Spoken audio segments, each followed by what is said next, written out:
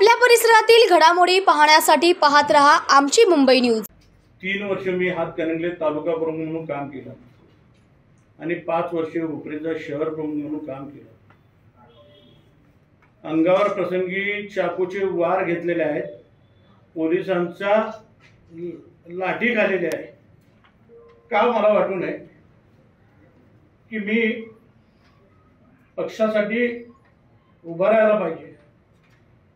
बरं, निर्णय निवडणुकीला गेला, येईन नाही येईन हा भाग गौण आहे, पण जी तुमच्याबरोबर तुम्ही उभी केली ती किती आपल्यावर राहिली हा प्रश्न अत्यंत महत्त्वाचा आहे।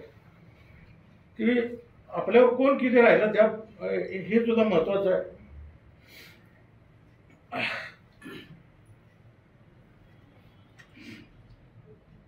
मी राजू शेट्टी यांना विरोध एवढ्यासाठीच केला आहे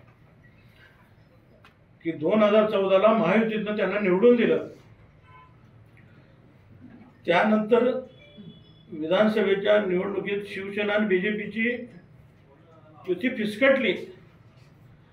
अशा वेळेला राजू शेट्टी साहेबांनी त्याचा हात ओढून धरला होता। उद्धवजींनी भेटायला गेल्यावर जाऊ नका, सदाभाऊ खोत ते होते, मी साक्षीदार आहे घटनेचा। त्यावेळेला राजू शेट्टी निघून भाजपकडे गेले। माझ्यासारख्या शिवसैनिकाला किती वेदना झाल्या असतील।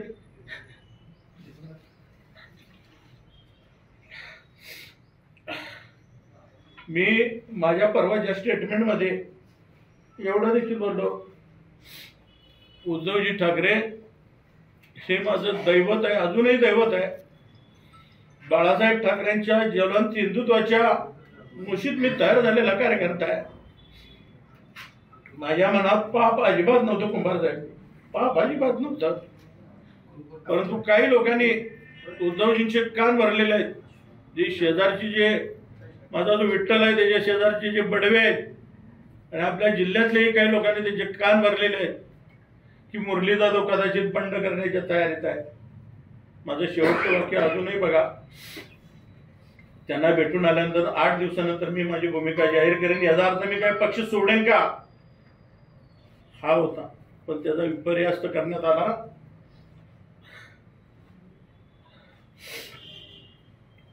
आता खरी वस्तुस्थिती तुम्हाला सांगतो काय झालंय। हे फक्त निमित्त होतं। माझी आपल्याला बंधूंना विनंती आहे, हे कदाचित माझं शेवटचं स्टेटमेंट असेल, पण हे पूर्णपणे त्या ठिकाणी येणं अत्यंत गरजेचं आहे। संपूर्ण महाराष्ट्राला कळायला पाहिजे की शिवसेनेमध्ये काय चाललंय। आता डॉक्टर सुजित मिंचेकर गेल्या 4 महिन्यापासून मुरलीधर जाधवांना पदमुक्त करा या विषयासाठी ते सातत्यानं झगडत आहेत। त्यांचा सपोर्ट ज्या हिंदुत्वाच्या विरोधात बोलणाऱ्या शिवसेनेच्या उपनेत्या पूर्वी आता आहेत, त्यांची पूर्वीपासून सलगी आहे। मला नाव सुद्धा त्यांचं घेऊ वाटत नाही।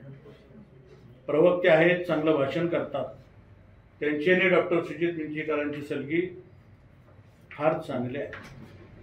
ज्याला डॉक्टर सुजित मिंचेकरांनी पक्ष सोडण्याचा निर्णय घेतला होता, हे सगळं झाल्यावर प्रत्येक गावामध्ये त्यांची चाचपणी सुरू होती की आपण शिंदे गटामध्ये गेलो तर कसं होईल। जवळपास त्यांचं फिक्स झालेलं होतं। या ताईंनी त्यांना बोलून घेतलं आणि त्यांना सांगितलं तुम्ही थांबा, गडबड करू नका। उद्धवजींची भेट करून दिली। त्यावेळेला त्यांनी सांगितलं मुरलीधर जाधवांना जर पदावरून तुम्ही कमी करत असाल तर मी शिवसेनेत परत राहतो। ही भूमिका डॉक्टर मिंचेकरांनी त्यावेळेला घेतली आणि ह्याच्या पाठीमागे हे षडयंत्र रचत गेलं। ते सातत्यानं सांगत होते की दिवाळी झाली की मुरलीधर जाधवांना पदमुक्त करणार आहे। त्यांना निमित्त पाहिजे होतं।